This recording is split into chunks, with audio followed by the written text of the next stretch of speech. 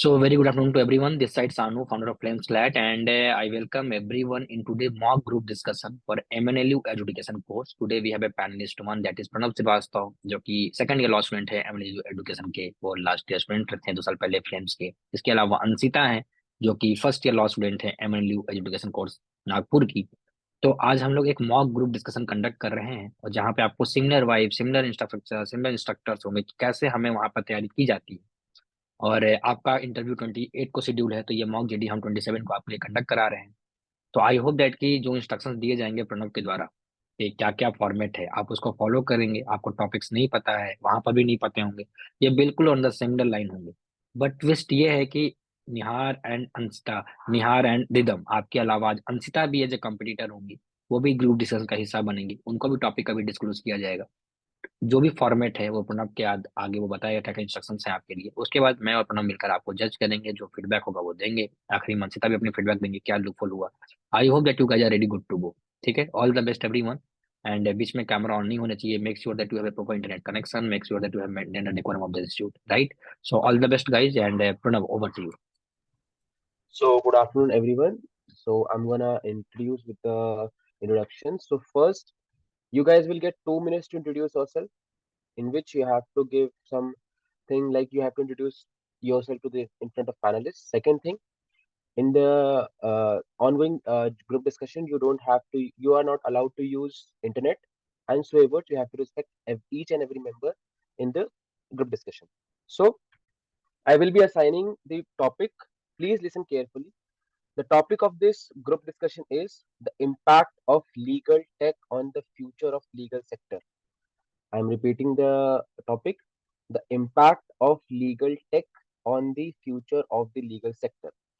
This is your topic. You will get 5 minutes to prepare, and after that, I say the 5 minutes are over. You have to introduce yourself. Then we'll start the GD. So your time starts now for the preparation. Please.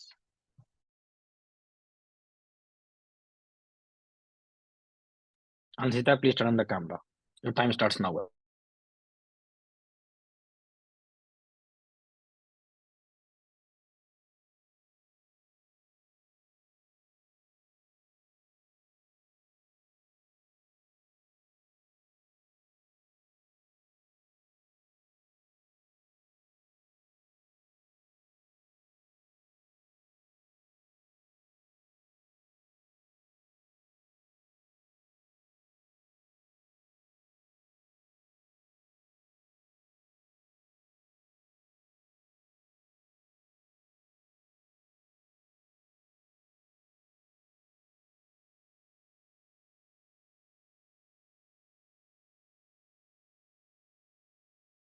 Your timer is visible in the screen.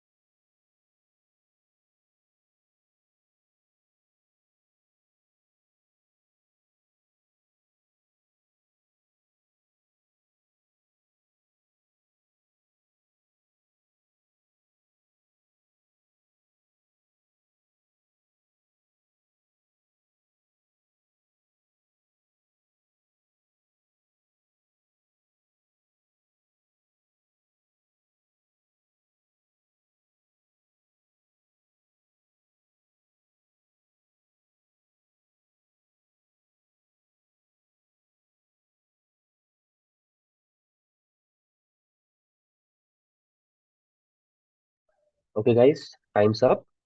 So first, before starting the group discussion, we'll start with the introduction. I request Rhythm to introduce herself, please, in front of panelists. Good afternoon, everyone. Myself Rhythm Gupta, and I am from Bhopal.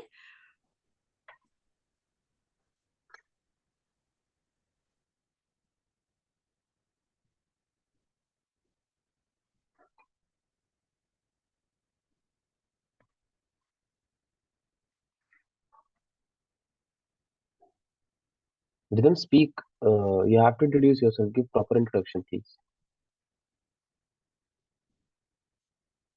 Am I audible? Okay, so no issues. I request Nihar to introduce himself. My warm greetings to the panel members and all my dear friends. I, Nihar Dugal, would like to speak in favor of the group discussion topic, that is impact of legal tech on future of legal sector. Firstly, I would like to recall No, everyone. Nihar. We are not starting with group discussion. You have to introduce yourself. Give us a rough idea from where you have completed your schooling, from what are your interests, give your talk about your hobbies. This kind of introduction we are seeking. So I request you to introduce in that manner. No, don't start with the GD, please. Proceed. Should I start from the beginning? Yeah. Start from the beginning. My warm greetings to the panel members and my dear friends. I, Nihar Dugal, would speak in favor of the group discussion topic, impact of legal tech on future of legal sector. I belong to Yamunanagar, a small city of Haryana, and I have done my schooling from St. Thomas School, Jagadri, a prestigious school of our city and the only ICSE affiliated school.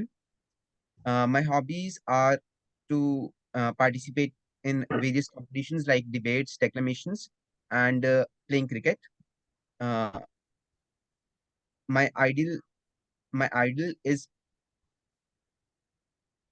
my senior, one of my senior, Justice Mr. Ankit Singh. He's a judicial officer in Meerut Court, and Okay, Nihar, no that's issues. So we'll proceed further. I request Anshula to introduce herself, please, in front of the panelists. Good afternoon, everyone. My name is Anshita, and I am from Delhi. So today I'll be speaking in the favor of the topic, the impact of legal technology on the future of legal sector. So you all might be thinking that, I believe that legal technology is a topic that is very relevant in today's time because this is an era of technology, of science, when there's a Anshula, emergence of. I totally request you to just introduce yourself. Don't start with the GD. We are seeking your introduction. Just introduce yourself. Tell us about your hobbies. Tell us about what you have done. Nothing else. From where you belong, from where you completed your schooling. Please. My good afternoon, respected panelists and other members. My name is Anshita, and I'm a student. I'm from Delhi, and I've done my schooling from Delhi City School, Rohini. I am a person who is very interested in knowing about the current developments in the legal field. So that's why I'm choosing to be a part of MNLU Nagpur adjudication course. And today I'm going to speak in the favor of the impact on the topic of the impact of legal technology on the favor on the future of legal sector. So I believe that this topic is very relevant due to increasing integration of technology such as artificial intelligence in the legal field, and it touches about the various issues, the current events on various controversial topics, and bringing on the emergence of technology. I Okay, Anshula. believe Okay, that. okay, Anshula. ठीक है. So after 5 seconds, I'll instruct you to start with the group discussion. It's 5, 4, 3, 2, 1, start. So first of all, I would like to start by speaking that how much important is legal technology, the role of technology in legal field, be it the access to justice, e-courts, e-filing, and currently you might have seen the recordings of various justice delivery on YouTube as well, the streaming of the non-sensitive cases. So I would like to speak in the favor of on the topic the use of technology in the legal field, because I don't believe that there is any area in this world in the current time which is left, which is not touched by technology. So this is I'm gonna start. Want to speak in the favor of the topic. Firstly, I would like to take everyone back to the times of COVID-19 when we were all caught in our houses, and the most important cases were held online through virtual courts. I think, this was the first time when justice was delivered through internet, and we were modernizing the justice delivery system. Uh, Today, we can all see the Supreme Court and High Court judges judgments, and the video recordings online. Access to free legal assistance is also available, and it is of much use today, because every civilian who cannot visit the courts due to its private reasons can contact the free legal assistant online and through telephone. So I would like to add the point of Nihar by saying that technology has helped to improve the efficiency, because we all know that how much time is important to us and how technology helps us to just consolidate all the data we have in very less time, and also saves cost, because everyone knows that how many cases are pending in courts right now, and it is very difficult for a common man, a poor man, to just go to court every day and attend the meetings and attend all those sessions. So how technology and video conferencing, which is a very emerging and very nice option that courts are adopting after COVID-19, which has helped people to save not only time but also very much cost. So I would like to add this point. I totally agree with one of our peer that technology play a very important role in every sector, and it also play a very important role in legal sector. Also, it not only reduce the paperwork but also uh, also help people to get the legal aid very easily and very smoothly. And technology is not only which help. Technology also play a very important role and help people to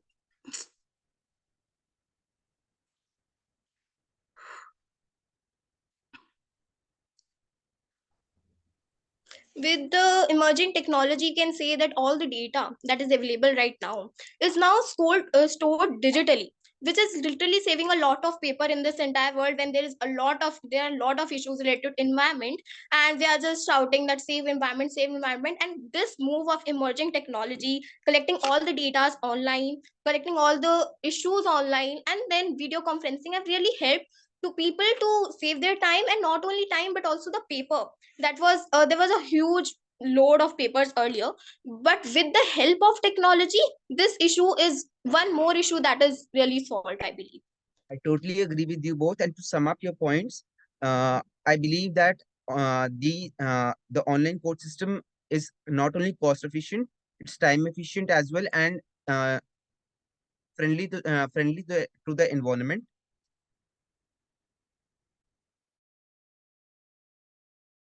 Yeah, I totally agree with Nihar. It's environment friendly because environment is something which is very important for the survival of a humankind, and it reduce the paperwork, which save the tree also. And technology help in the legal sector to for the video streaming of the judgments also, and help people to understand the legal sector of a country also.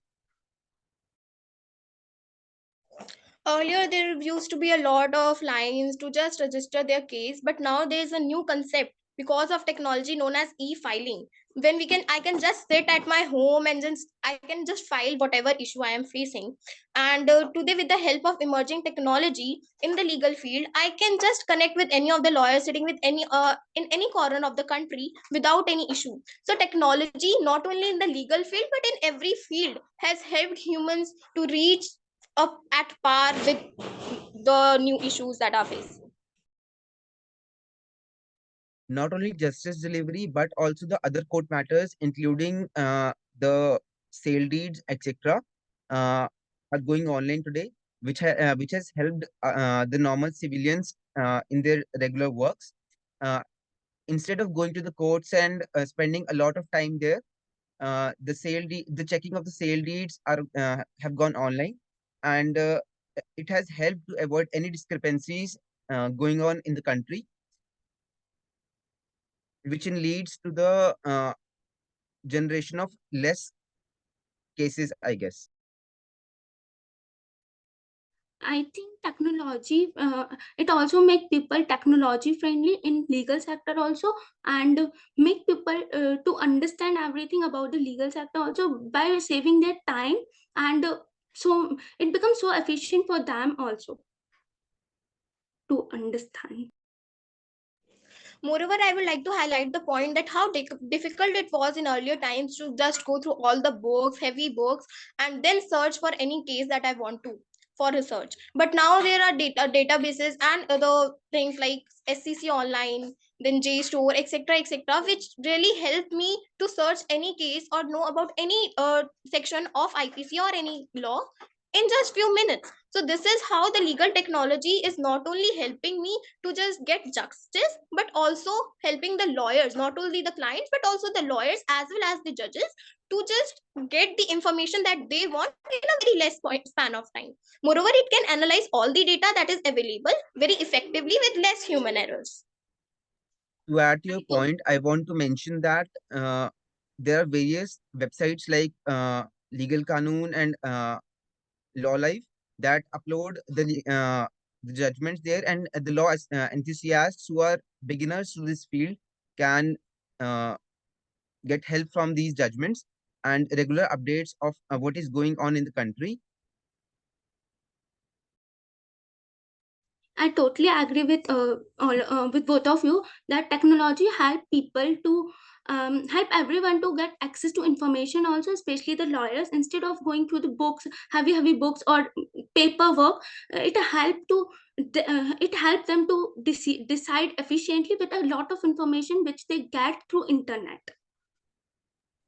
Okay, I would like to highlight one point that you must have seen the recordings of the YouTube, the streaming of the cases of high court judges and they giving the statements. So as I earlier highlighted that how important is legal technology for the judges, for the lawyers, as well as for the clients, but it has not only helped them but also the general public to be aware that what is going on in the country. So because we being the general citizens, if I am not sitting in a law school, or even if I'm not aspiring to be in the legal field and I'm a normal common citizen of India, so if I can just be sitting at my home and just knowing that what is going on in the courts and how the justice delivery is being done, so what could be better than that? Various cases, like big cases of Supreme Court, have been solved through video conferencing. So this is something very remarkable that we all are facing and we all are seeing today. And I feel very lucky to be in a generation when artificial intelligence is being used to simplify all the data which was not done earlier. I totally agree with Mappy that technology help people to aware about what is happening in the world, what is happening in a legal sector, and understand, and also make them to understand the legal aspect of everything also, which is something which is quite helpful for a legal law aspirant also, as well as for the lawyer also, as well as for the client also, and for the general public also, to understand the legal sphere of a country. Virtual courts and e-courts have proved to be a boon for the people who are in the remote areas to get justice, and uh,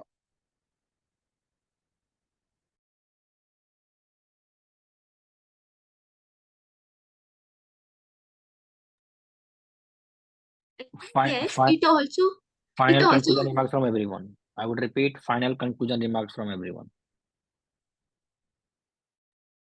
in conclusion, I just want to say legal technology help a lot in the legal sector to make a legal sector efficient, to make legal sector to make people more aware about it, to understanding the legal sphere of the country, and also Also, some um, also help clients also to not go through courts or all the paperwork. Instead, make for them also efficient and smooth functioning, to for time saving also.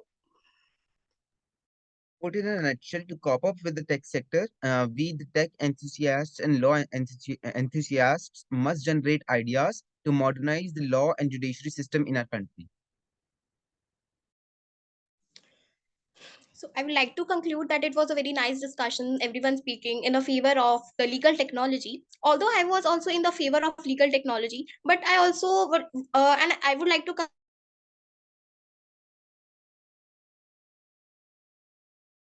I guess there is network error from Ansita's side, right?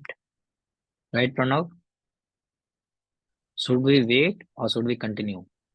the human emotion in the Tera, courts. Okay, continue, Ansita. I couldn't listen you, sir. What did you say? Yeah, Ansita, can you just repeat because your internet connection is not fixed. Can you just repeat your word again, if you don't mind? Okay, I would like to highlight that everyone spoke about the benefits and the positive effect aspect of the technology used in the legal field, and there have been many talks related to use of AI, launching robots to solve the issues of people, the use of AI. But I believe that instead of talking just about back in the conclusion that although it helps in access to justice, e-courts, data analytics, cost saving, saving paper, but also we must make sure that we take into consideration the lack of human emotions if AI is used in the legal sector, because judges or any person, the humans are different from other machines. So instead of taking the into consideration the use of AI and technology in the legal sphere, we must consider that human emotions cannot be replaced. Thank you and have a nice day. Okay, so thank you so much for this discussion, and you guys have to wait in a waiting room, and we will have a discussion with the panelists that how you guys perform. Then we will have a feedback session. Just wait in a waiting room. Okay. Anything extra you want to add, Pranav? No. Just Okay, just wait in the waiting room. Give us 2 minutes.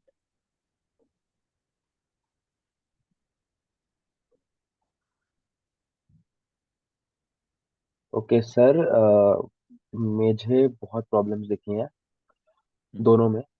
पहला ये कि lack of confidence बहुत है, दोनों में बहुत है। ठीक है, स्टार्ट किया अंशिता ने विद कॉन्फिडेंस, बस उतने ही बहुत, उसने बहुत खराब परफॉर्म किया है इन जनरल। जैसे मैंने हमने बात की तो बहुत बेकार परफॉर्म किया उसने। बट अंशिता को साइड रख के मैं बोलूँ तो रिदम का लैक ऑफ कॉन्फिडेंस हमें स्टार्टिंग से ही दिख रहा था, बस बिकॉज ऑफ उसके पास ड्रेस नहीं था। बहुत फर्क पड़ता है, अगर वो फॉर्मल में होती तो वो कॉन्फिडेंट फील करती, ये फर्क पड़ता है इसमें। दूसरा है रिदम का, मेरे को लगा वो आइडल बैठी हुई। कई बार अंशिता ने ओपन कॉन्वर्सेशन को छोड़ा था जहाँ पे उसको हम लोग आराम से, लाइक उसको नेगेटिव पॉइंट पे हम लोग उसको प्रूव कर सकते थे, उसने छोड़ दिया। दूसरा, वो नर्वस बहुत है सर, उसके नर्वसनेस की वजह से वो बोल नहीं पा रही है। Although I can feel that दोनों को ये पता है कि मुझे बोलना क्या है, बट बिकॉज ऑफ नर्वसनेस वो बोल नहीं पा रहे। ठीक है। तीसरा कि रिदम ने हर बार रिपीटेड अपने लाइंस को वापस किया, जैसे कि टेक्नोलॉजी, इन्वायरमेंट। देन उसने एक लाइन कहीं पे बोली कि ट्रीज को बचा सकते हैं। सो इतने बड़े एस्पेक्ट में हम ट्री का कंसिडरेशन नहीं ले सकते। अगर हमें सिर्फ लीगल सेक्टर की बात करनी है तो दोनों ने नहीं करा। चौथी चीज कि हाँ, मुझे एक रिदम की बहुत अच्छी बात लगी कि उसने पूरे लॉ लीगल फील्ड में जितने भी लॉयर स्टूडेंट्स वगैरह हैं उनके सबके बारे में बात करी कि एआई टेक्नोलॉजी की वजह से उन सबको बेनिफिट होगा। प्रोफेशनल्स हो गए, लॉयर्स हो गए, एडवोकेट्स हो गए, सॉरी स्टूडेंट्स हो गए एंड टीचर्स हो गए। सो इसका आपके एक प्लस पॉइंट है। If I talk about Nihar में भी लैक ऑफ कॉन्फिडेंस है, but if I compare with Ridham, Nihar का थोड़ा कॉन्फिडेंस हाई था, बट हाँ वो दिख रहा था अंडर कॉन्फिडेंस। उसके बाद उसने सेल लीड की बात करी। सेल लीड की बात करी, सबसे बड़ी गलती करी उसने सेल लीड की बात खोल के, क्योंकि अगर वहां पे कोई ऐसा इंसान आ गया जिसको आइडिया है, वो बहुत ही प्यारे तरीके से निहार को एज इफ की साइडलाइन कर सकता है पूरे ग्रुप डिस्कशन से, क्योंकि ऑब्वियसली वो बेचारा एक अंडर कॉन्फिडेंट है और वो बोल नहीं पाएगा। तो उसको सिंपल इंस्ट्रक्शन दे रहे हैं कि टेक्निकल लीगल टर्म यूज ना करे इन ग्रुप डिस्कशन। तीसरा है लेस केसेस की उसने बात करी कि टेक्नोलॉजी की वजह से लेस केसेस हमें देखने को मिल रहे हैं, तो वो चीज एक और नेगेटिव पॉइंट है कि उसने बोला, एक और ओपन एस्पेक्ट छोड़ दिया कि यहाँ पे कोई भी उसको लेके बोल सकता है, लेस केसेस की बात करी, उसको वो चीज नहीं करनी है। तीसरा कि हाँ, एक इसकी अच्छी बात है, he took the stage from Anshita at I guess 2:33 के टाइम पे उसने स्टेज अंशिता से ले लिया था। दैट इज समथिंग कि जहाँ पे उसको एक्स्ट्रा पॉइंट मिल सकते हैं। out of 15 he can score in this particular scenario, he can score 7, I guess 7 or 6। ठीक है। दूसरा कि निहार बोलता है बहुत कॉन्फिडेंट में स्टार्ट करता है, लेकिन वो बोल नहीं पाता बोलने का तो। प्रॉपरली, उसको कैरी फॉरवर्ड चीजें नहीं कर पा रहा है, वो चीज इसमें एक कमी लगी। बाकी इन तीनों ने पूरे जीडी में एआई की बात नहीं करी, अंशिता ने एंड में करी कंक्लूजन में। बट अंशिता को अगर हम कंसिडर नहीं करें, इन दोनों में से किसी ने भी एआई की बात नहीं करी, ये सिर्फ इनका पूरा ग्रुप डिस्कशन रिवॉल्व अराउंड किया, trees, less cases, less paper work, सिर्फ इतना था। ठीक तो यही मैंने ऑब्जर्व किया अभी तक सर। ठीक। मैं बुलाता हूँ उन्हें और पहले मैं उनको बताता हूँ पूरा सीन क्या है, या फिर तुम टेक ओवर करना, फिर अंशिता बताएगी। Anshita, are you there? Yes, sir. क्या इशू है तुम्हें? इंट्रोडक्शन नहीं दे पाए, क्या दिक्कत हुई आज? What's wrong with you man? So, because in introduction in GD, we need not to introduce ourselves. We need to introduce the topic. In interview, we need to introduce. This was the no case in my GD. No no no no Yes, no this was what the case in what my GD. what happens is कि you're okay if you're introducing the topic, it's okay, but marks कहाँ मिलते हैं कि first introduce yourself, then tell us the panel about कि तुम किस बारे में, तुमने बोला Anshita I am from Delhi and you started introducing the topic and you are in favour and you started talking about that. So I know, I मुझे पता है कि जीडी में इंट्रोडक्शन में हमें टॉपिक को भी इंट्रोड्यूस करना होता है, बट फर्स्ट तुम्हें टाइम मिलेगा बोलने का, first introduce yourself, make them believe कि you are the person who is speaking in this particular seat and you know कि क्या है और मेरा बैकग्राउंड ये है। So this is the main motive of introduction, not that कि हमें favor में बोलना है, against में बोलना है। You have to create that aura in front of panelists. That second part क्या हुआ कि जब जज स्पेसिफिकली इंटरेस्ट ले रहा है पैनलिस्ट कि अपने बारे में बताओ, कहाँ से आते हो, तो exactly, मैं उसी के मुताबिक बोलना स्टार्ट करेंगे, जैसा exactly. सामने वाले पैनलिस्ट ने बता दिया। समझ रहे हो? जब उसने पैनलिस्ट बोल रहा है कि मुझे क्या सुनना है, वही नहीं बता रहे हो, तो तुम उसके नेगेटिव में बात जा रहे हो ना। लेकिन ठीक है, मैं देख लिया तुम लोग का। और मैं बुलाता हूँ पहले, लेट मी कंप्लीट, उसके बाद प्रणव मैं तुम्हें हैंडल करूंगा, फिर अंशिता तुमने फीडबैक देना, ठीक है? Let me loud. कल हमने 2 और मॉक डी लिया था, उनका परफॉर्मेंस तो और खराब था, है ना। 2 पैनलिस्ट अलग बैठे हुए थे, लेकिन वो रिकॉर्डिंग नहीं था। आज मैं तुम लोग को बुला कर रिकॉर्ड कराता हूँ। एक बहुत बच्चों का रिक्वायरमेंट है यूट्यूब पर, तो मैं उसने कहा कि चलो ठीक है कर देते हैं, नहीं तो मैं 4 दिन से ही काम कर रहा हूँ। ठीक है, चलो। तो welcome guys and Nihar and Rhythm, right? So we have something you have to keep the point, and आप लिखो पहले क्या है मेरे साइड से, और उसके बाद मैं हैंड ओवर करूंगा अंशिता और प्रणव को। तो पहले इस बात को समझो कि जीडी है क्या, और जीडी की फॉर्मेट क्या होती है, और जीडी के टर्म्स कंडीशन क्या है। जीडी में तुम्हें अपने ओपिनियन को, अपने सोचने वाली थिंकिंग प्रोसेस को रखना है, और जो तुम बहुत एक सब्सटैंटिव आर्गुमेंट के साथ रख रहे हो, एक बहुत तुम्हें एक एक तुम्हारे पहले स्टेटमेंट और दूसरे स्टेटमेंट में फ्लो होना चाहिए, एक स्ट्रक्चर होना चाहिए कि तुम क्या बोल रहे हो, क्यों बोल रहे हो, रीजनिंग क्या है उसके पीछे। ठीक है, तो सबसे पहली बात है कि मैं स्टार्ट करता हूँ तुम्हारे अपीयरेंस से, बॉडी लैंग्वेज से, फिर कंटेंट पर आऊंगा। मैंने सब कुछ लिख रखा है, तो मैं तीनों की बात कर रहा हूँ, ठीक है? तो निहार और एकदम पार्टिकुलरली तुम्हारे बारे में कि निहार, तुम्हारी ड्रेसिंग सेंस बहुत प्यारी है, तुम्हारी जो लाइटनिंग है स्क्रीन की बहुत अच्छी है, और तुम जिस पोस्टर में बैठे हो उस कल भी तुम इसी पोस्टर में बैठना, इसमें तुमको कोई नंबर नहीं काट सकता है। रिदम, तुम्हारे ड्रेसिंग सेंस में तुम्हें बदलाव की जरूरत है। पहले तुम्हें प्रोफेशनल वे में बैठना है, लाइटनिंग की कमी आ रही है, लाइटनिंग को थोड़ा और बेहतर करना है निहार की तरह। You have to be very clear that की चीजें बहुत क्लियर रहती रहे। नेटवर्क की इशू नहीं आई तुम दोनों के बीच में, ये बहुत अच्छी बात है, तो अपीयरेंस के ऊपर बहुत अच्छी बात है। अब हम सेकंड पार्ट पे आते हैं, बॉडी लैंग्वेज के ऊपर। बॉडी लैंग्वेज जो तुम्हारा निहार और रिदम है, पहली बात तो एक के अंडर कॉन्फिडेंट दिखा रहा है, कॉन्शियसनेस दिखा रहा है कहीं ना कहीं। वो एक आम बात है कि तुम पहली बार लाइफ में जीडी कर रहे हो, तो उतना पैनलिस्ट भी समझता है, लेकिन अपनी वीकनेसेस को बार बार नहीं शो करना चाहिए। समय के साथ मोमेंटम जब गेन किए, तो फिर वहां पे बॉडी लैंग्वेज बदलते रहना चाहिए। स्टार्टिंग में पहले लो हो गए थोड़ा सा, इट्स कंप्लीटली फाइन, ये एक नॉर्मल ह्यूमन बिहेवियर है कि आप इतने बड़े प्लेटफॉर्म पे बैठे हो जहाँ पर ग्रुप डिस्कशन हो रहा है। आज आपके सामने 3 लोग हैं, वहां पे 10 लोग होंगे, 7 लोग होंगे, 8 लोग होंगे, तो वहां पे ना चीजें अलग होंगी। और इसलिए मॉक जीडी हमेशा मॉक ही होता है, और एक्चुअल जीडी हमेशा एक्चुअली होता है, वो डिफरेंस होता है। मॉक कभी एक्चुअल नहीं बन जाएगा, और एक्चुअल कभी मॉक नहीं बन जाएगा। तो वहां पे 7 से 8 लोग आपके साथ बैठे रहेंगे। आज इतना आप फॉर्मली चल रहे हो, आपको मौका मिल रहा है बोलने का, वहां पे ऐसा नहीं होगा। वहां पे आपको अपना स्टेज खुद से लेना पड़ेगा। आज कैसे एक दो तीन बार निहार ने किया, कभी रिदम ने किया, यहाँ बहुत लोग आराम से बोल रहे थे, वहां पे आराम से बोलने का मौका आपको बोलना पड़ेगा बार बार अनम्यूट करके, कोई आपको म्यूट और अनम्यूट नहीं करेगा। You have to put your point, you have to be very loud, you to be very vocal, कि तुम अपनी पॉइंट को रख रहे हो, सामने को सुन रहे हो। ऐसा नहीं कि कोई बोलने लगा, तुम बोलना स्टार्ट किया, कोई और बोला, तुम चुप हो गए, नहीं चुप होना है। तुम्हें अपनी पंच में मौका खोजना है कि कहाँ सामने वाला पॉज किया, कहाँ सामने फंबल, जहाँ फंबल किया वहीं तुमको स्टेज अपने पास। यही ट्रिक होता है, यही चीज को पकड़नी होती है, सामने वाला कहाँ रुक रहा है, उसका पॉइंट कहाँ खत्म हो रहे हैं, जहाँ खत्म हुए उसको वहीं पर रोस्ट करते हुए बात अपना आगे निकाल। सेकंड पार्ट जो तुम्हारे कंटेंट के ऊपर है, तुम्हें 5 मिनट मिला टॉपिक के ऊपर। जब तुमने टॉपिक मिला तो देखो how to do a research, research करते कैसे। टॉपिक था कि इम्पैक्ट क्या है लीगल टेक्नोलॉजी का, लीगल फील्ड में क्या इम्पैक्ट है। तो पहले एक वर्ड आता है भाई इम्पैक्ट। इम्पैक्ट या तो पॉजिटिव हो सकता है तो निगेटिव हो सकता है। इम्पैक्ट दो तरह के होते हैं। तो हम एक ग्रुप डिस्कशन में बैठे हैं जहां पे हमको अपना स्टैंड क्लियर करना पड़ेगा कि हम क्या सोच रहे हैं, कि पॉजिटिव बारे में सोच रहे हैं या निगेटिव बात। और हम निगेटिव से स्टार्ट कर रहे हैं तो आखिरी में हमको कंक्लूजन में पॉजिटिव डालना पड़ेगा, कि हम हमेशा 100% बाइज नहीं, हमारा ओपिनियन पॉजिटिव साइड से भी है, लेकिन अपनी स्टैंड हम निगेटिव आज इस फील्ड में क्यों बोल रहे हैं, क्योंकि मुझे लूफहोल दिख रहा है, साइबर क्राइम हो सकता है, डेटा की प्राइवेसी की इशू आ सकती है, इन्फ्रिंजमेंट हो सकता है, लोग उतने अवेयर नहीं है, इतनी कंट्री इतनी अवेयर नहीं है कि ऑनलाइन फाइलिंग को समझ पाए, ई फाइलिंग को समझ पाए। लोग जो ज्यादातर डरते हैं कोर्ट में जाने से, ऊपर से आप ऑनलाइन कर देंगे लोग और डरेंगे, क्योंकि फ्रॉड है, स्कैम है, डाटा प्राइवेसी की इशू है, आर्टिफिशियल इंटेलिजेंस आ रहा है। जहां पर टेक्नोलॉजी आता है वहां पे लूफहोल्स आते हैं, जहां पे टेक्नोलॉजी आता है वहां पे प्राइवेसी की ब्रीच होना स्टार्ट। तो कहीं ना कहीं तुम्हें टॉपिक को समझना पड़ेगा कि टॉपिक क्या बोल रहा है। पहली बात, तुमको टॉपिक मिला, तुम लोगों ने टॉपिक को समझा नहीं, फिर टॉपिक क्यों दिया गया, एजेंडा क्या था देने का। एजेंडा था इस बात को जानने का कि आखिर में लीगल फील्ड में जो टेक्नोलॉजी की रोल आ रही है उसका इम्पैक्ट क्या है। तब मान लो तुम लोगों ने तीनों ने, तुमको लगा कि हम तीनों पॉजिटिव में बोलेंगे, अच्छी बात है। अगर तुम्हें लगता है तीनों पॉजिटिव में बोलना है, अच्छी बात है, कोई issue, not an issue for me.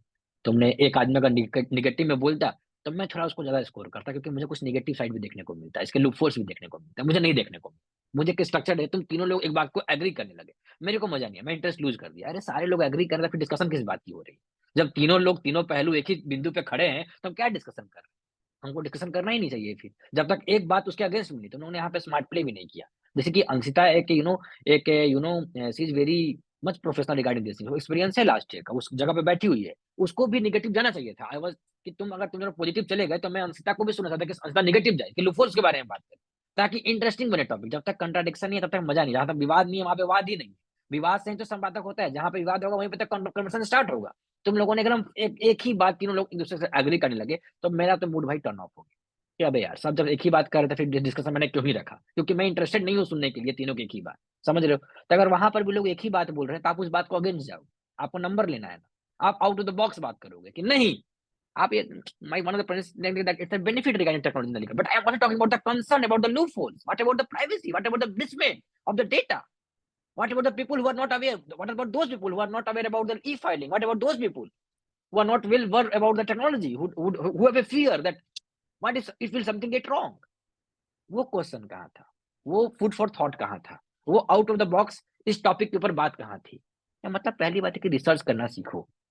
कल तुम्हारी जीडी होने वाली है, कल तुम एक टॉपिक के बाद तुम करने वाले हो, तो वहां पे तुम्हारी रिसर्च अच्छी होनी चाहिए कि तुम दोनों एम्बिट को 5 मिनट में ही समझ जाओ।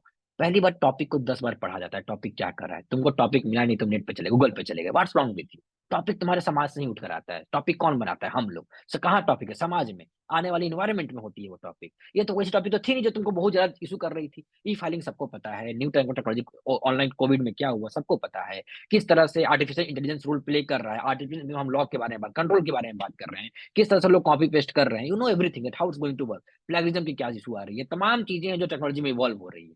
और टेक्नोलॉजी में भी लूपहोल होते हैं, हमें पता है। लेकिन क्या टेक्नोलॉजी से आने से लीगल सेक्टर बहुत अच्छा हो जाएगा क्या, इसका बहुत बड़ा नो एक रेवोल्यूशनरी चेंजेस आएंगी। बिकॉज टेक्नोलॉजी का मतलब है रेवोल्यूशनरी चेंजेस लाना। तो क्या इतना आसान है जितना आसान हम आज टॉपिक को बना दिए? सवाल है नहीं, जवाब है नहीं। तो कहीं ना कहीं वो चीज तुमने मिसिंग आउट की। तो पहली बार जब तुमको टॉपिक मिले तो तुम उस टॉपिक को समझो, टॉपिक के डेप्थ को समझो, 5 मिनट में हमें क्या बोलना है, कैसे बोलना है। अपनी पॉइंट 5-6 पॉइंट बहुत क्लियर होना चाहिए कि हमको ये बात रखनी है और इसी को एलिब्रेट करना है। बाकी पॉइंटर तो मैं बाकी सभी ले लूंगा, बाकी जो बोल रहे हैं उसको मैं काट दूंगा। और जब तीनों लोग साथ बैठ रहे हैं, जब पांचों लोग, जब पांचों छह लोग एक ही बात बोल रहे हैं, तो उस टॉपिक के अगेंस्ट चल जाना, आउट ऑफ द बॉक्स चले जाना, उस चीज के बारे में सोचना और सोचना। जब कोई दूसरा बोल रहा है उसकी बात को सुनो और सोचो कि तुम्हें कैसे रिप्लाई कर। तुम लोगों ने एक दूसरे की बात को कंट्राडिक्ट नहीं की।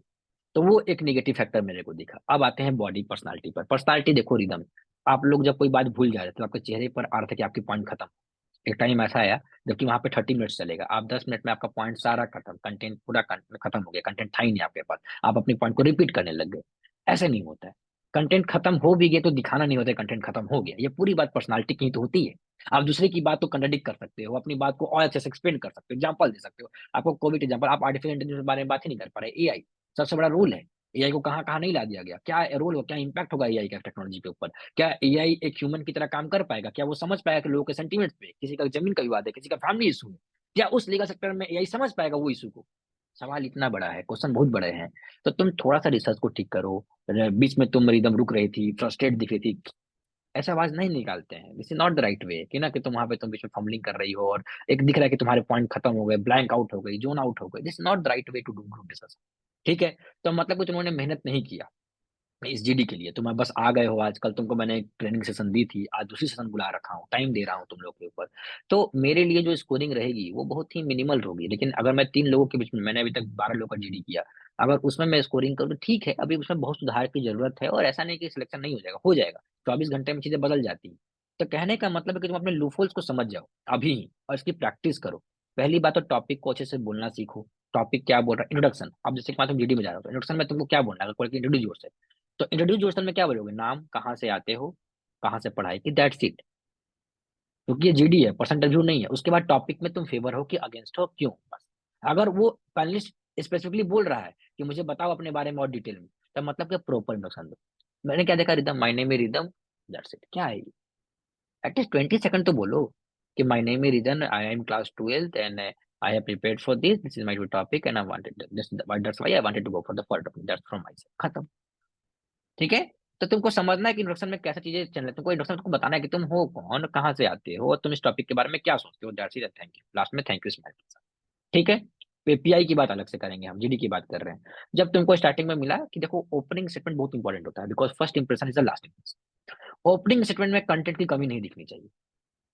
ओपनिंग स्टेटमेंट में तुम्हारा पूरा सीक्वेंस ऑफ फ्लो चार्ट दिखना चाहिए। तुम इसके बाद ये बोल रहे हो, तुम्हारे पास सारे पॉइंटर्स ओपनिंग स्टेटमेंट में आ जाने चाहिए कि तुम तमाम मुद्दों के बारे में जानते हो, एक एक लाइन। अब तुम उनको आने वाले टाइम में तुम सारे मुद्दों को डिस्कशन करोगे। ओपनिंग स्टेटमेंट में तुम्हारे कंटेंट का निचोड़ बताता है कि तुम्हारे पास ये एजेंडा है आज के टाइम पर, और तुम इन्हीं के आगे 25 मिनट में डिस्कशन करने वाले। ओपनिंग हमने छोटा कभी नहीं होता, सबसे तगड़ा ओपनिंग सेगमेंट होती है कि तुम 2 मिनट पूरा खींच लिए, तुमको 2 मिनट देगा वो टाइम, पूरा स्ट्रक्चर कर लेना है आखिरी में कि ये पॉइंट है, हम इसके बारे में ये भी बात करेंगे। लूपहोल्स आल्सो, ये क्या कंसर्न है, क्या ये है, क्या बेनिफिट्स है, बस पॉइंटर्स। जैसे एग्जाम में 12th में पॉइंटर्स लिखते हो ना, वो सारे पॉइंटर तुम्हारे टिप ऑफ द माउथ होने चाहिए कि तुम्हारे पास इतने टॉपिक्स हैं, सब टॉपिक्स बना रखे हो तुम बोलने के लिए। लेकिन अभी तो ये ओपनिंग है ना, तो ओपनिंग की बात कर रहे हैं। जैसे डिस्कशन होगा मैं सारे पॉइंट को लाऊंगा, मैं बताऊंगा कि मैंने ऐसा क्यों बोला अपने ओपनिंग, मैं क्यों जस्टिफाई करूंगा अपने ओपनिंग स्टेटमेंट। ये बात तुम्हें ध्यान देनी चाहिए, कॉपी में लिखते रहो जो मैं बात। अब आता है कंक्लूजन। कंक्लूजन होता है पंच लाइन, कंक्लूजन होता है फूड फॉर थॉट, कंक्लूजन होता है एक क्वेश्चन उस पैनलिस्ट के सामने, जहां पे तुम सारे लोग के सामने छोड़ के जाओ, अपना एक हिसाब छोड़ के जाओ कि अगर आज का ये जीडी होता तो मेरा जो फूड फॉर थॉट था कि whether our country is on that position, whether we are able to communicate, we are able to communicate with the legal technology in the presence of in the year 2024, or whether people are that much aware about the consequences of the tech, whether we have a law who can handle all the loopholes or all the consequences of the technology in the presence of legal technology। तो मेरा foot for thought होता है कि क्या आज का देश agree कर रहा है, क्या आज हम इस काबिल हैं, क्या पास लॉ है कि जो टेक्नोलॉजी से आने वाले लूपहोल्स आने वाले हैं, जो इसके ब्रीचमेंट होने वाले, इंफ्रिंजमेंट होने वाली है, जो प्राइवेसी की इशू हो सकती है, क्या उसके लिए रेगुलेशन है हमारे पास कि नहीं। यही सदन के सामने आता सवाल होना चाहिए था। पैनलिस्ट जब कंक्लूजन रिमार्क करेंगे, we have to conclude by this word. तो वो फुट फॉर थॉट कहाँ था, वो क्वेश्चन कहाँ था जो जो पैनलिस्ट को सोचने के ऊपर मजबूर कर दे। आप समझ रहे हो गेम क्या है, गेम यही तो है कि आप बातों से खेल रहे हो, आप एक्सप्रेशन नहीं दिख रहे हैं, आपके चेहरे पे वॉइस मॉड्यूलेशन नहीं दिख रहा है। क्या आ गया वॉइस मॉड्यूलेशन, आप अपनी बात को कुछ रख रहे हो तो वहां पे आपका वर्ड और आपके आपके चेहरे पर एक बहुत ही पॉजिटिव वाइब्स देनी चाहिए।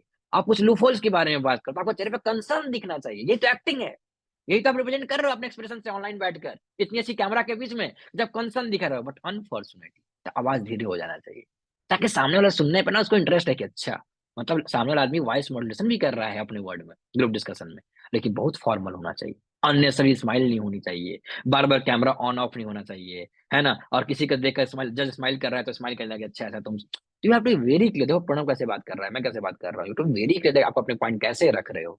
समझ में आ रही है बात, समझ में आ गई ये बात। चलो Pranav over to you, then Anshita over to you. Pranav. Okay guys, so group discussion हुआ, मैंने बहुत चीजें सबकी नोटिस करी। फर्स्ट ऑफ ऑल, जैसे सर ने बताया, प्रेजेंटेशन ठीक है, रिदम, बी फॉर्मल ठीक है, आपको टाइम मिलेगा। अगर आपके पास कोट नहीं है, जस्ट शर्ट एंड टाई पहन लो, कोई दिक्कत नहीं है। Just be professional. और इफ अगर आपके पास वाइट शर्ट भी नहीं, प्रोफेशनल आउटफिट में आपको रहना है, इतना ध्यान रखना। कोई जरूरत नहीं है black coat white shirt, just professional outfit की रिक्वायरमेंट है। उसका एक फायदा क्या होता है कि अगर आप कोई चीज किसी ग्रुप में बैठे हो ना, that outfit makes you feel कि I am confident. So keep that in mind, okay, it's very important. Second thing, मैंने अब सर ने बहुत ही प्रिसाइजली सब चीज के बारे में बात कर लिया है, मैं उस चीज को रिपीट नहीं करूंगा। मैं सिर्फ इतना बताऊंगा कि आप लोगों ने जो जीडी टॉपिक पे अपना पॉइंटर्स रखे, सबसे बड़ी गलती करी कि आपने पूरे के पूरे टॉपिक को एक 3-4 वर्ड के फ्रेम में लिमिट कर दिया। ठीक है।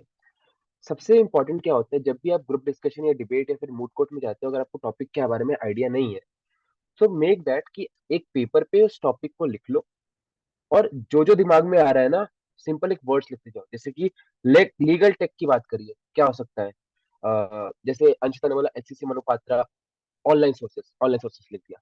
उसके बाद अभी क्या चल रहा है, चैट जीपीटी चल रहा है, परप्लेक्सिटी, जैसे एआई चल रहा है। एआई एक इतना बड़ा गुब्बारा था जहाँ पे आप लोग इतनी अच्छी तरीके से लीड ले सकते थे, बट सिर्फ अंशिता ने उसको कंक्लूजन में रखा, बाकी तुम दोनों ने उसके बारे में मेंशन नहीं किया। एआई के बारे में अगर मेंशन करते ना, तो मोस्ट ऑफ द टाइम तुम लोग खा जाते, क्योंकि एआई बहुत बड़ा टॉपिक है। सो अगली बार अगर जीडी में, रियल जीडी में बैठ रहे हो, ध्यान रखना 5 मिनट का time is very crucial. Topic को समझ के उसके पॉइंटर्स लिखना। एआई हो गया। तीसरा, इन्वायरमेंट की बात करें, ठीक है। रितिन ने इन्वायरमेंट की बात की, मुझे अच्छा लगा उसने बात करी, बट उसको बहुत लिमिटेड रख दिया। तुम एक तरफ से, तुमने एक साइड पे, जैसे निहार ने मेंशन किया था, ये कहाँ गया, सेल डीड के बारे में। रितिन वहां पे इन्वायरमेंटल लॉ के बारे में मेंशन कर सकती थी कि कुछ ऐसे प्रोविजंस हमारे लॉ में भी है ताकि।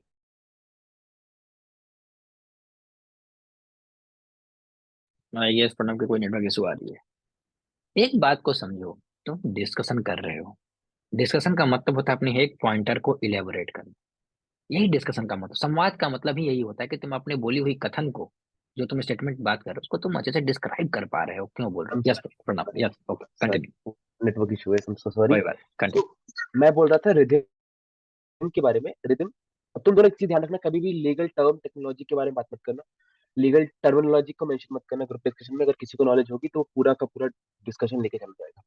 You are just 12th pass out.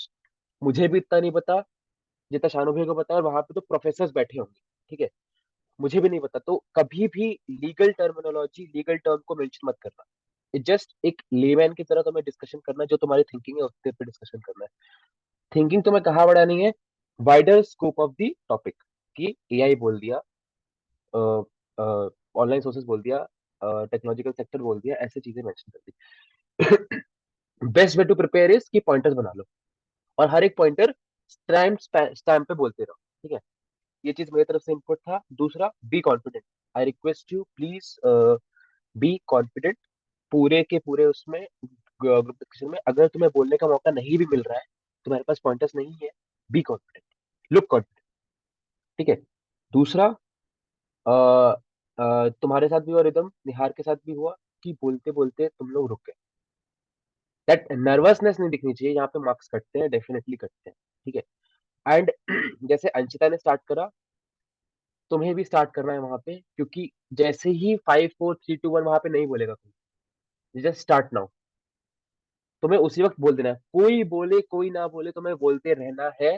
Panelist अपने आप दूसरे वाले को चुप करा देंगे अगर तुम फ्लो में बोलते रहो। जस्ट मेंटेन दैट फ्लो, जैसे अंशिता ने फ्लो मेंटेन करा, ठीक है। Be fluent. दूसरा, इंट्रोडक्शन की बात करूं, ठीक है। देखो, डोंट थिंक कि पैनलिस्ट क्या एक पर्टिकुलर फॉर्मेट फॉलो करेगा, ठीक है। जस्ट बी प्रिपेयर्ड कि पैनलिस्ट बोल क्या रहा है। इंट्रोडक्शन में, जीडी इंट्रोडक्शन में, मेरे जीडी इंट्रोडक्शन में मेरे से पैनलिस्ट ने मेरा इंट्रोडक्शन और टॉपिक का इंट्रोडक्शन पूछा था, ठीक है। They said introduce yourself and the topic as. Anshita के जीडी में उनसे मेजर फोकस रखा कि आप टॉपिक को इंट्रोड्यूस करो। मैंने बोला कि इंट्रोड्यूस योरसेल्फ, बस just listen to panelist word कि वो बोल क्या रहा है। अगर उसने इतना पूछा जैसे भैया ने बोला, उतना पूछा है कि इंट्रोड्यूस योरसेल्फ, तो बस अपने आप को इंट्रोड्यूस करो, और एंड में एक दो लाइन, तुम्हें 2 मिनट मिलेंगे उसके। 2 minute is enough time to introduce topic as well as yourself, ठीक है। सो 2 मिनट बोला, अपने आप को करो, टॉपिक करो। एंड हाँ, इंट्रोडक्शन करने के बाद, so this was my introduction. Now I would like to hand over the mic to the other group discussion member. ठीक है, अदर मेंबर। ठीक है, और एक चीज याद रखना, use the word learn member, learn my learned partner. ठीक, दिस इज वेयर कि थोड़ी बहुत टर्मिनोलॉजी ना वहाँ पे थोड़ा बहुत आपको फायदा भी देगा। ठीक है, सो इंट्रोडक्शन, ध्यान देना कि पैनलिस्ट बोल क्या रहा रिदम आप क्यों नहीं लिख रहे हो? लर्नेड पार्टनर एक वर्ड बोल रहा है, भूल जाओगे। ये कीवर्ड्स हैं जो डिस्कशन को ना अट्रैक्टिव बनाते हैं, अपीलिंग बनाते हैं। लर्नेड पार्टनर बोल रहा है तो उसको लिखना है ना। समझ रहे हो क्या कीवर्ड्स लिखने हैं? ये सब छोटी छोटी बातें हैं, यही तो समझ में आएगा कि आप किस लेवल पर खेल रहे हो वहां पर। ठीक है, लिखो। है। दूसरा ये कि मान लो कि तुम लोग कोई टॉपिक को बोल रहे हो, तुम्हें अब इसके बाद नहीं पता कि क्या बोलना है, तो सिंपल सी चीज बोलना कि दिमाग में आ गया ना कि मुझे ये चीज नहीं बोलना, सिंपल बोलना, so this was my take on this particular topic, now I would currently what like to hand over the mic to my other member. सो एक कंक्लूजन दिमाग छोड़ के छोड़ोगे ना, बताओगे कि भाई मेरा यहाँ पे अभी हो गया, मैं अब इसके बाद बोलूंगा, तो वो भी एक पॉइंटर्स ऐड करता है कि आपका प्रोफेशनलिज्म आप मेंटेन कर रहे हो एक पर्टिकुलर ग्रुप डिस्कशन में। ठीक है, सो maintain that professionalism, maintain that confidence. उसके बाद बाकी तुम लोग बोल रहे हो, ठीक है, मुझे एक बात अच्छी लगी, दोनों में एक बात अच्छी लगी कि रितम ने बहुत ही वाइड एस्पेक्ट को पकड़ा लॉ के फील्ड में। दूसरा अ, निहार ने बात करी थी कि हाँ, he took the mike, he took the stage from Anshita. बहुत ही प्यारे तरीके से इसने बोला कि now I would like to take over that, I would like to mention that. वो चीज एक प्लस पॉइंट ऐड करती है कि you know how to speak, you are going to be a law student, you know how to speak, तो वो चीज तुम्हें वहां पे प्रेजेंट करनी है। ठीक है, speaking is only the skill you have to learn, और यहाँ पे आप सीख जाओगे, बट यहाँ पे आपको क्या करना है कि स्टेज लेना आना चाहिए और स्टेज छोड़ना भी तमीज से आना चाहिए। ठीक है, सो सिंपल सा फिर से कंक्लूड करता हूँ, जब टॉपिक मिले तो पॉइंटर्स बना लेना, और मान लो तीन ही पॉइंटर्स बन रहे हैं ना, तीनों को एग्जैजरेट करके बोलना और वर्ड्स रिपीट मत करना। रिदम ने बहुत बार वर्ड्स रिपीट किए, वर्ड रिपीट प्लीज मत करना। ठीक है, सेम गोज विद निहार, अपने लाइंस को रिपीट मत करना। So this was my take. Anshita please. Hansita, over to you.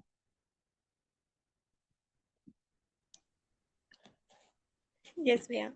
So I feel that this topic is very emerging topic and बहुत important है.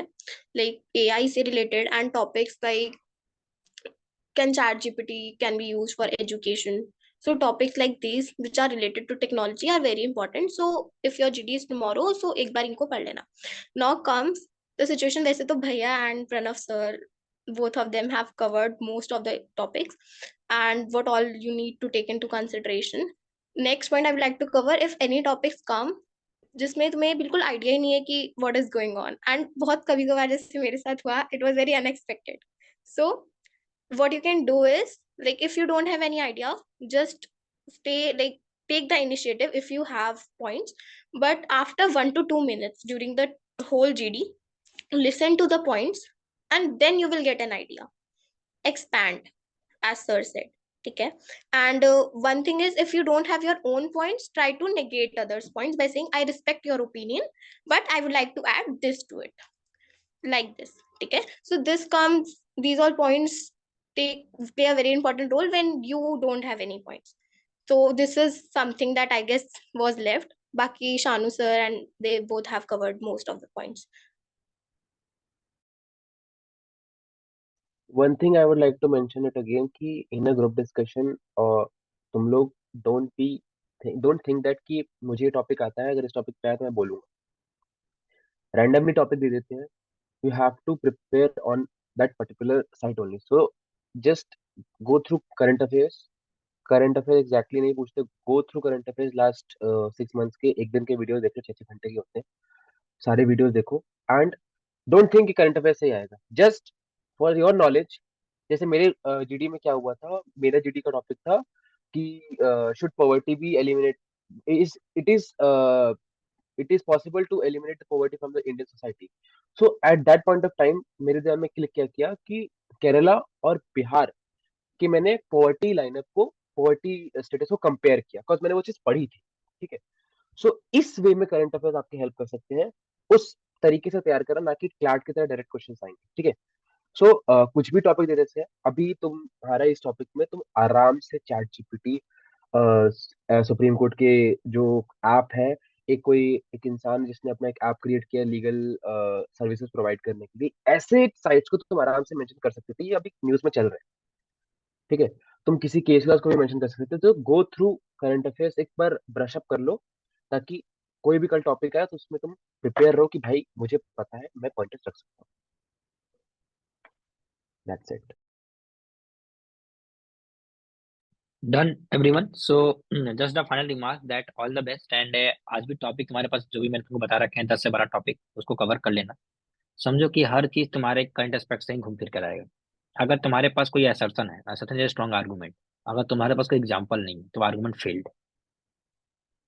आर्गूमेंट देना है ही सब कुछ नहीं है डिस्कशन में। आर्गूमेंट के पीछे रीजनिंग क्या है, क्यों बोल रहे हो, क्या कारण है, कैसे होगा, सॉल्यूशन कौन देगा।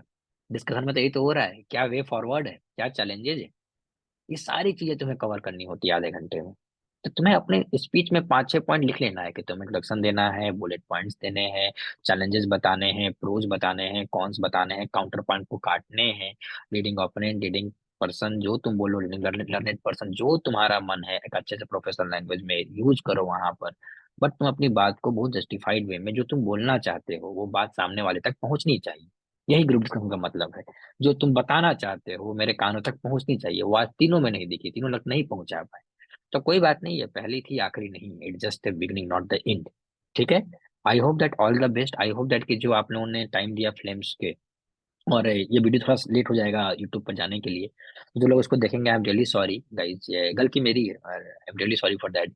कभी ध्यान नहीं रहता यूट्यूब पर उतना चीजें डालना। कभी उतनी 5 साल की कोचिंग हो गई, 5 साल हो गए हमें इस फील्ड में, लेकिन उतनी सोशल मीडिया पे एक्टिवनेस नहीं है, और इसलिए बिल्कुल ध्यान नहीं था प्रणव कि हमें ये भी काम करना है। अचानक से एक बच्चे ने कहा कि भैया डाल दो आप, वरना मैं पहले डाल देता, लेकिन बिल्कुल भी ध्यान नहीं है उतनी सोशल मीडिया पे। हम लोग उतना वेल हैबिचुअल नहीं है, हम लोग सिर्फ क्लासरूम तक ही सीमित रहते हैं, ज्यादा क्लासेस में ही ध्यान दे पाते हैं। But I am really sorry कि मैं थोड़ा लेट डिले कर रहा हूँ। बट मैं आने वाले टाइम में प्रॉमिस करता हूँ कि फ्लेम जो कि ऑनलाइन इंस्टीट्यूट है 5 साल की, और हमारी अवेयरनेस अभी सोशल मीडिया पर यूट्यूब पे काफी कम दिखती है, लेकिन हम क्लासरूम में ही अवेयर ज्यादा रहते हैं, क्लासरूम के बच्चों को ज्यादा ज्यादा टाइम दे पाते हैं, उन्हीं के ऊपर पूरा ध्यान लगा देते हैं। इसलिए यूट्यूब पर नहीं आ पाते हैं, तो यूट्यूब पर हम नहीं आ पाते हैं, है ना।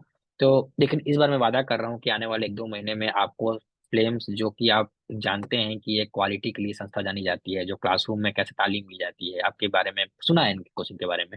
आने वाले टाइम में मैं आपको वादा करता हूँ कि यूट्यूब पर हमारी प्रेजेंस एक्टिव हो जाएगी। विदिन ए 2 मंथ हम यूट्यूब पे वो सारी चीजें लेकर आएंगे जो हम क्लासरूम में करवाते हैं, ताकि लोग समझे कि फ्लेम्स 5 साल की जो इंस्टीट्यूट हो गई है वो कैसे तालीम देता है, क्या स्ट्रक्चर्ड है। तो आप वेट करें प्रणव और अंशिता। ये गुड न्यूज भी है कि हम लोग भी आने वाले टाइम में यूट्यूब पे प्रेजेंस करेंगे, जरूरी है, नीड ऑफ द आवर है।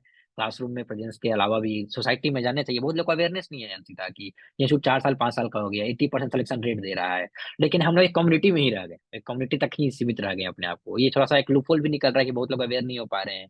लोगों को लगता है कि ऑनलाइन कोचिंग ऐसी होती है वो तो। आई होप दैट की we should now come into the front, खेलना चाहिए हमें सामने से, फ्रंट पे बात करनी चाहिए कि क्या फ्लेम से जाने आप इसको। तो आई होप दैट कि जो भी बच्चे इस वीडियो को देख रहे हैं, ऑल द बेस्ट। और I am so sorry being a founder, I am so sorry as Sanu sir कि हम लोगों ने टाइम पर इसको डिलीवर नहीं किया। आई होप दैट कि तभी आप इसको आने वाले टाइम में देखेंगे और आपको इसका बेनिफिट दिखेगी कि क्वालिटी क्या होती है। और that's from my side. Thank you so much once again Anshita and Pranav for giving your precious time. I really appreciate that आप इस संस्था के लिए हमेशा खड़े रहते हैं। It's really great. प्रणव बताओ। वन थिंग, एक चीज, I am so sorry to cut you sir, एक इम्पॉर्टेंट चीज है। हाँ। तुम दोनों को बोलो, निहार एंड रिदम, और जो भी ये वीडियो देख रहा है, कि अगर तुम लोग नर्वसनेस फील कर रहे हो अपने अंदर, in front of, in speaking in front of every people, just अगर जूम पे हो, अपने कैमरा को अपने को पिन कर लो एंड थिंक दैट कोई नहीं बोल रहा। जैसे दोस्तों में बोलते हो ना कि ऐसा ऐसा ऐसा ऐसा, भाई ऐसा ऐसा ऐसा ऐसा, उस चीज को कैरी फॉरवर्ड करो, क्योंकि ये इतनी बड़ी चीज नहीं है कि तुम इतना नर्वसनेस हो रहे हो। जस्ट नर्वस हो, अपना कैमरा खोलो और इग्नोर करो सब चीज को। तुम्हें वो चीज बोलनी है, आवाज आती है ना, आवाज सुनो, बस खत्म। बस कल जीडी के पहले 2-3 बार जूम पर प्रैक्टिस कर लेना और फोड़ के आओगे, परेशान नहीं है। अगर हमारा टाइम चला गया तो रिटर्न रिजल्ट ही है। ठीक है, उसमें कोई इशू नहीं है। All the best. और आने वाले टाइम में सीनियर है तुम्हारे प्रणव एंड अंशिता, कॉलेज में जाओ, इनसे जरूर मिलना और इनको जरूर नमस्ते करना, क्योंकि आज ये तुम्हारे साथ खड़े हैं। और रिस्पेक्ट हमेशा ट्रिब्यूट देना, जो तुम लोग कल्चर को जानते हो यहाँ पे क्या है ना।